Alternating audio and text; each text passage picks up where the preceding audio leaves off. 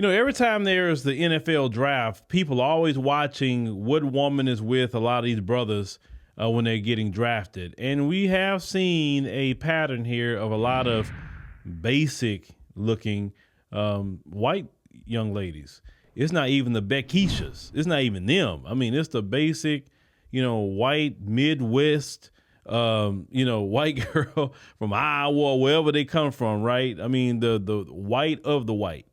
And some people ask questions, say, well, why aren't these young brothers, why aren't they with, some of the sisters in the community? Why only them? One woman here is going to kind of talk about some of that. She says one line that really I want to home in on more than anything else, but we'll kind of expound on maybe how, some of the white women have a little bit more access to these D1 athletes. Hey, y'all. So I guess it's trending that a lot of people are saying that a lot of these black athletes don't marry black women. And I honestly don't think that that's true, because I've seen a lot of beautiful black women, like, with black men that are athletes. But I feel like the reason why they would choose a Caucasian woman over a black woman is because a lot of black women don't understand the assignment. And a lot of black women don't understand, like, how wealth works. Like, for one, like, a lot of black women have this mentality, like, they just don't understand the fact that these men that have a plan for their life, that have long-term goals, look at marriage like a business. And the woman that they choose is like an investment. They are going to go with the woman that makes their life easier. Like, a lot of black women think that they're a prize just because they're physically attractive, but that doesn't make you a catch, because it's a lot of women in this world that are physically attractive. It's a lot of beautiful women out here, and y'all don't understand that these young, successful, black, multi-million-dollar dudes are a rarity. So if you want to get chose, then you're going to have to go above and beyond. And a lot of black women act like they too good to go above and beyond. I ain't about to be no pick me. I ain't about to do this. I ain't about to do that. And then y'all say how these women be getting cheated on and played, but it's like they're put up. They're doing yoga in the middle of the day while you working 15-hour shifts, because, like, you're too good to put your pride aside to get the man that you really want. Like, I don't think that them not choosing us is about self-hate. I just think it's about our mindsets. Like, a lot of black women are not marriage-minded. Now, I'm going to home in on something she said more so toward the end. You think you too good to try to get these men or compete for these men. And yes, you do have some, I will say some, in the community that feel they shouldn't have to go after these men. They shouldn't have to compete with these men. I'm not chasing no man. I'm not doing this. I'm not doing that. And while you're not doing that, Becky, she's going to do it. She has no problem doing it. She's seeing a prize that she's trying to get at that time. While you're saying you're not going to chase something, she's up there from what these men are saying. She's up there helping them do their homework, because when you're a D1 athlete, your whole life is athletics. You get up in the morning, you work out, you having your meal preps, you got your classes you got to do, all your workouts, all, on the field, what you got to do is a constant thing. And they're trying to do everything they can to make their life easier, to the point almost like their mother, from what a lot of these brothers are saying who were D1 athletes. But they are on a mission. They're sitting up there knowing who to target. They're researching, what players, got the numbers, got the stats. They're researching which ones are possibly going to go to the NFL. And they're just surrounding themselves any way they can with these brothers. This is what's being said about all these D1 athletes. So if they're targeting you, and people say later, oh, why are they doing this and why they're doing that? But the question is, why aren't you doing the same thing that she is doing, and maybe even more, because you understand where he comes from. You grew up in the same community. We are in the same culture. So why aren't you doing that a lot more, right? You can't be mad if you're not going to compete. Sorry, listen, men have to compete for women. Men understand that. Like, just because men don't say, well, just because I'm a black man, that entitles me to a black woman. That's not how black men think.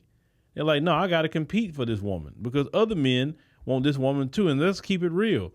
A man like that, or any kind of man, they don't have to be a D1 athlete that's possibly going to go to the NFL. It can be just a dude that's a decent dude. He going somewhere in life. Maybe he, got a great career. Maybe he's a business owner. Maybe he got something going on, right? It's just not D1 athletes. Listen, women in general, because you have to understand we live in a melting pot. Women in general wants to get a guy who's about something. I said in general. I didn't just say one group. So you think just because you see that guy's going somewhere, don't think that other groups of women see that? It's not just white women. It could be Asian women, Hispanic women, whatever. They want a decent man too. And a lot of them don't have no problem trying to get with the brother they see us going somewhere. But see, the problem is in our community, the scarcity mindset, right? So some people say, well, they don't want to get it with them until they get to the bag. Well, they can't see past right now. All they can see is right now, today. Well, the scarcity mindset doesn't work on your foresight. Versus, let's say, other groups, they have a little bit better idea sometimes to work with foresight. So, yeah, today he may not be there, but let's say in the next 2 years, 3 years, 5 years, he's going to be there. So let me put in the work with him now. Let me get with him now so he could see I was with him when he didn't have nothing. So when he get it, he going to be more appreciative because he didn't have nothing. And yes, they're taking a gamble. Doesn't mean the guy is going to turn out to be that way. But a lot of these young guys today, you can't really whip them over the head with pro-black messaging. It doesn't work. They didn't grow up in that where you could shame them like that. I mean, most of these guys today have been in integrated societies, right?